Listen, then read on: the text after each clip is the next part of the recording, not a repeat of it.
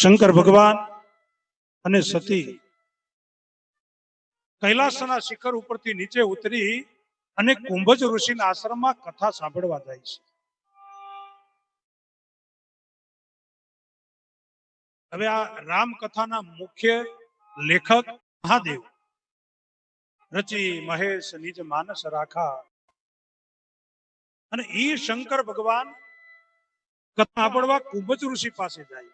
ઘડામાંથી જેનો જન્મ થયો છે કુંભજ, એમની પાસે કથા સાંભળવા જાય મહાદેવ. અને શંકર ભગવાન એકલા કથા સાંભળવા નથી ગયા, જોડે સતીને લઈ ગયા છે. તમને મારી વિનંતી કે કથા સાંભળવા આવો તો 2 જણા જોડે આવો. તમારું માને તો, ના માને તો બહુ માથાકૂટ કરતા નહીં. નહીં બાપુએ કહ્યું એટલે આવવું જ પડે એવું નહીં. માને ના આવે તો 2 જણા આવો તો ઘણો ફેર પડે. પછી બુધાભાઈ થાય શું ખબર, 2 જણા કથા સાંભળવા આવે ને એટલે કઈક બહેનોની વાત આવે ને તો આ પુરુષો સાંભળતા જાય. પછી ઘેર જઈને કે શીખો શીખો બાપુ શું કહેતા. અને પુરુષોની કઈક વાતો તો બહેનો શીખી. પછી કે રાતે શું કહેતા જો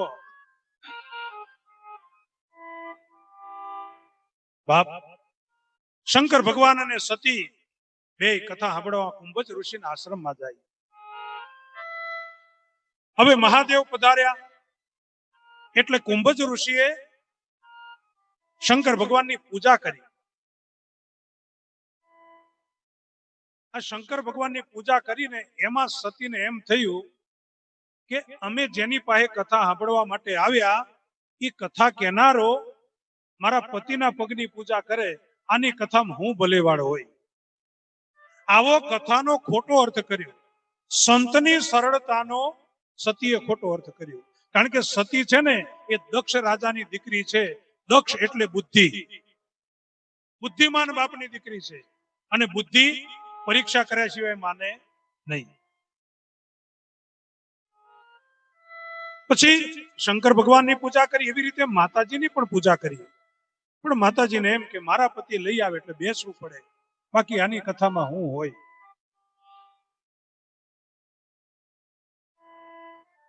શંકર ભગવાને કથા ધ્યાનથી સાંભળી, સતીએ કથામાં ધ્યાન આપ્યું નહીં. એટલે તુલસીદાસજીએ સતીનું નામ લિસ્ટમાંથી કાઢી નાખ્યું. સોની મહેશ પરમ સુખ માની. શંકર ભગવાન એકલાએ સાંભળી એટલે મહેશ, સુની મહેશ પરમ સુખ માની. શંકર ભગવાનને પરમ સુખની પ્રાપ્તિ થઈ, સતીનું નામ નીકળી ગયું. કથા પૂરી થઈ. શંકર ભગવાન કુંભજ ઋષિને કહે છે કે તમે મને કથા આપી, કથાના બદલામાં હું તમને શું આપું? પત્રમ પુષ્પમ. કુંભજ ઋષિએ ભક્તિની જિજ્ઞાસા કરી, મને ભક્તિનું વરદાન આપો. મહાદેવે કુંભજ ઋષિને ભક્તિનું વરદાન આપી. શંકર ભગવાન અને સતી કૈલાસ જવા માટે નીકળ્યા. એ વખતે ત્રેતા યુગ ચાલતો હતો. આગળ મેં કહ્યું કે રામ નો જન્મ થયા પહેલા વાલ્મીકી ઋષિએ 60,000 વર્ષ પહેલા રામાયણ લખી નાખેલું. એટલે રામે તો પછી જન્મ લીધો, એના પહેલા રામ કથા હતી. એ કથા સાંભળવા શંકર ભગવાન ગયા હતા. અને ભગવાને ત્રેતા યુગમાં લીલા વર્તમાન હતી. પંચવટીમાં ભગવાન રહેતા હતા. સીતાજીનું અપહરણ થઈ ગયું હતું અને સીતાજીને ગોતવા રામ અને લક્ષ્મણ જંગલમાં ફરે છે. અને એ વખતે શંકર ભગવાન અને સતી એ રસ્તે નીકળ્યા અને રામચંદ્ર ભગવાનના દર્શન કર્યા મહાદેવે. ઓહો, જેની કથા સાંભળવા અમે કૈલાસથી નીચે ઉતરી કુંભજ ઋષિના આશ્રમમાં ગયા, એ તો સાક્ષાત ભગવાન અહીંયા આગળ ફરે છે વનમાં. એટલે શંકર ભગવાન પગે લાગ્યા.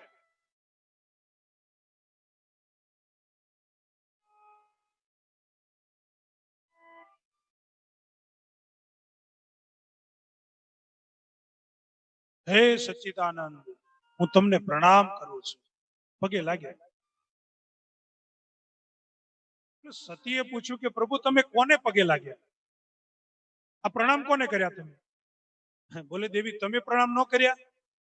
જેની કથા સાંભળવા આપણી આટલી ઊંચાઈથી નીચે આવ્યા સોયમમ ઈષ્ટ દેવ રઘુવીરા, એ મારો ઈષ્ટદેવ ભગવાન રામ છે. સતી તર્ક કરે કે આ ભગવાન એની પત્નીનું કોઈ અપહરણ કરી ગયું છે, સીતે સીતે કરીને જંગલમાં રડે છે, આવા હોય ભગવાન? હું ન માનું. ભગવાન હોય તેને ખબર ન હોવી જોઈએ મારી પત્નીનું અપહરણ કોણ કરી ગયું? એ રડે હું કામ? હું કબૂલ ન કરું. શંકર ભગવાન સમજાવે કે દેવી, અત્યારે ભગવાન માનવ લીલા કરે છે, તમે એમાં વચ્ચે ન પડો, તમે પ્રણામ કરો. બોલે હું પ્રણામ ન કરું. એ ભગવાન હોય તેને ખબર હોવી જોઈએ બધી, એ રડે હું કામ? હવે જો ભાઈ, આપણો કોઈ મિત્ર હોય, આપણે જોડે જ ભણતા હોય, અને એ કોઈ નાટક કંપનીમાં ગોઠવાયો હોય, અને પછી ભરતુહરીનો પાત્ર લઈ અને સ્ટેજ ઉપર આવે, અને આપણે એનું નાટક જોવા માટે ગયા હોય, તો એનું નાટક જોઈ લેવાય. સીધું સ્ટેજ ઉપર ચડીને ઓળખાણ ન કઢાય કે ક્યારનો ગોઠવાયો, પગાર હું આલે, કાઢ એક બીડી, એવું કહેવાય? એનું નાટક પેલું જોઈ લેવાય, પછી પડદા પાછળ જઈને તમારે જે વાત કરવી એ થાય. એમ શંકર ભગવાન સમજાવે કે દેવી, અત્યારે ભગવાન માનવ લીલા કરી રહ્યા છે, અને તમે વચ્ચે ન પડો. બોલે નહીં, હું ન માનું આવા ભગવાન. શંકર ભગવાન સમજાવે છતાં સતી ન માને. ત્રેતા યુગમાં શંકર ભગવાને નિષ્ફળ ગયા, કળિયુગમાં આપણે હું બૂમો પાડવી યાર.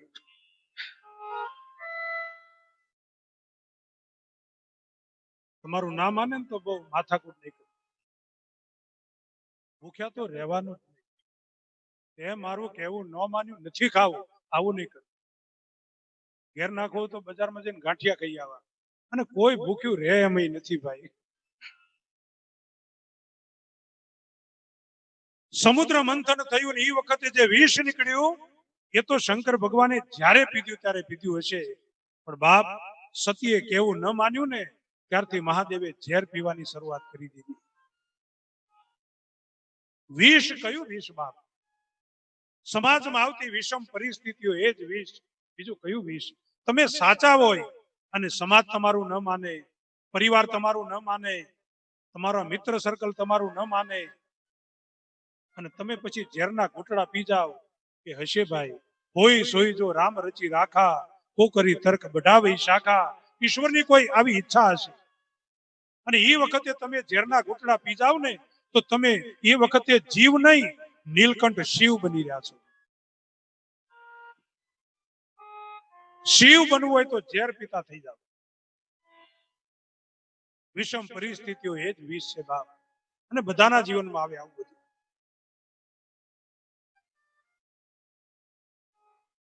શંકર ભગવાન સતીને કહે છે, દેવી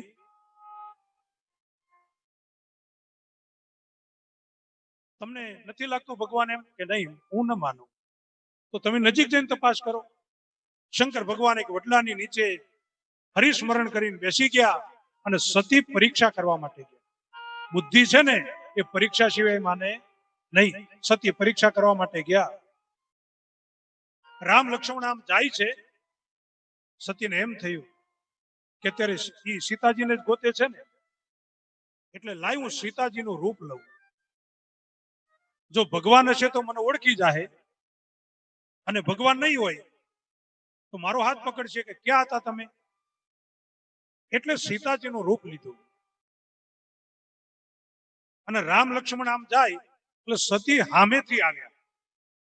હવે રૂપ તો લીધું સીતાજીનું, પણ ગુણ ભૂલાઈ ગયા. કારણ કે મૂળ સીતાજી હતા ને, એ તો રામના પગલે પગલે ચાલતા હતા. આ તો નકલ સીતા બન્યા એટલે હામાં આયા. મૂળ સીતાજી, સીતા એટલે ભક્તિ, રામ એટલે જ્ઞાન, અને લક્ષ્મણ એટલે વૈરાગ્ય. સાચી ભક્તિ હોય ને, એ તો ગુરુના પગલે પગલે ચાલે, સંતોના પગલે પગલે ચાલે.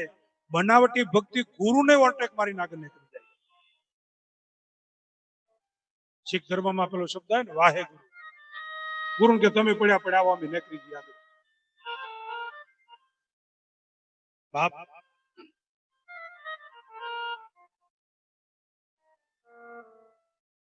સીતાજીનું રૂપ લઈને આમ સામે આવ્યા. પહેલું ધ્યાન લક્ષ્મણજીનું ગયું. લક્ષ્મણજી ઓળખી ગયા, આ તો સતી છે, પણ આ સીતાજીનું રૂપ હું કામ લીધું હશે આને? પણ લક્ષ્મણજીને એમ થયું કે અત્યારે ભગવાન લીલા કરે છે અને લીલામાં આવું કોઈ પાત્ર આવતું હશે, હું શું કામ વચ્ચે પડું, મારે તો પાછળ પાછળ ચાલવાનું. હવે વિચાર કરો કે ચરણ સેવા કરનાર લક્ષ્મણજી એ જો ઓળખી જાય તો રામની આગળ ક્યાં સુધી પડતો? રામચંદ્ર ભગવાનનું ધ્યાન ગયું, ભગવાન ઓળખી ગયા, ઓહો આ તો સતી છે, પણ મારી પત્નીનું રૂપ લીધું, મારે શું કઈ બોલાવા અમને છેમાં, અને મારી પત્નીનું રૂપ લીધું. એટલે સતી નજીક આવ્યા. એટલે રામચંદ્ર ભગવાને કહ્યું કે દેવી, આ જંગલમાં તમે એકલા ફરો છો તો મારા પિતાજી શિવ ક્યાં છે? સતીને એમ થયું કે મને ઓળખી ગયા, આન સતી ભાગ્યા. પણ રામચંદ્ર ભગવાને પોતાની લીલા બતાવી. જે દિશામાં સતી દોડ્યા એ દિશામાંથી રામ લક્ષ્મણ સીતા આવતા દેખાયા. બીજી દિશામાં દોડ્યા એ દિશામાંથી રામ લક્ષ્મણ સીતા આવતા દેખાયા. ચારે દિશામાં સતી દોડ્યા, ચારે દિશામાંથી રામ લક્ષ્મણ સીતા આવતા દેખાયા. સતી આંખો બેસીને બંધ કરીને બેસી ગયા. કચ્છુન દિનહા દક્ષ કુમારી. ભગવાને પોતાની લીલા બતાવી કે દેવી, હું એક જગ્યાએ નથી, હું સર્વ વ્યાપક છું. અને બાપ, ઈશ્વર સર્વ વ્યાપક છે ને એટલે પકડાતો નથી. જો એક જગ્યાએ હોત તો પકડવો સહેલો પડે. ડાકોર છે તો ગયા નથી, પકડ્યું નથી. પણ એક જગ્યાએ નથી, એ સર્વ વ્યાપક છે એટલે પકડાતો નથી. એક ભાઈ મને પૂછે કે બાપુ ઈશ્વર આ દુનિયામાં ખરો? મેં કહ્યું હા. તો કે દેખાતો કેમ નથી? હોય તો દેખાવો જોઈએ ને. એટલે મેં દૂધની તપેલી બતાવી કે આ દૂધમાં ઘી ખરું? તો કે હા. મેં કહ્યું દેખાય છે? તો કે ના, બસ ઓમ જ છે. દૂધમાં જ ઘી છે પણ દેખાતું નથી, એને જોવા માટે મંથન કરવું પડે. દૂધનું દહીં બનાવવું પડે, અને દહીં બનાવવામાં મેળવણ નાખીને સીબું ઢાંકીને તમે મૂકી દો ને, હોજે સવારે જાંબી જ જાય. આમાં કઈ બાધા રાખવાની આવે? હે માતાજી, જોમી ગયું તો પછી હું નારિયેળ એવી એવી માનતા રાખવાની આવે, જાંબી જ જાય દહીં. પણ એમાં તમે હખનારો તો, પણ અમુકની ટેવ જેવી ખબર, શંકાશીલ, જોમ્યું કે નહીં જોમ્યું. આ અડધા અડધા કલાકે ઓગર્યું બોરો ને તો ફોદા થઈ જાય, પછી એ જામે નહીં કશું, બાકી જામી જ જાય હવારે.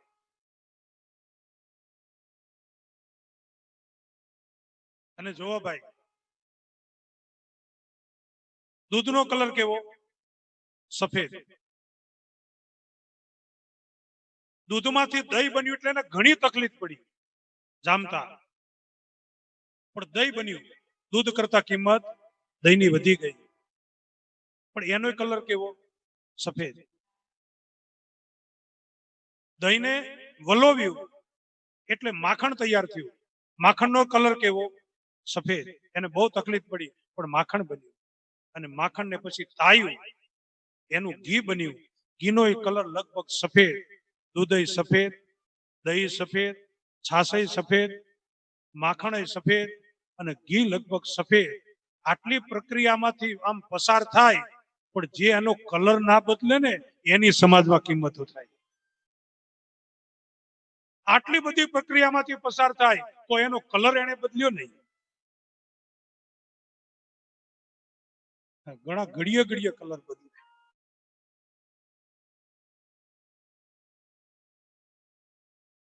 આ કાચીડા હોય ને, ચોમાસામાં તમે જોજો કાચીડા,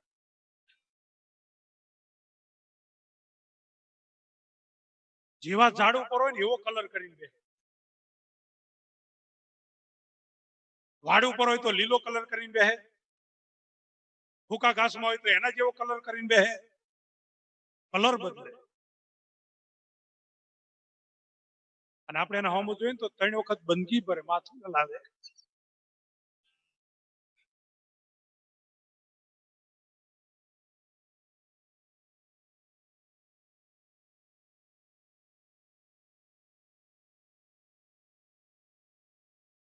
અમુક ને એમ થયું આવી તો કઈ કથા છે.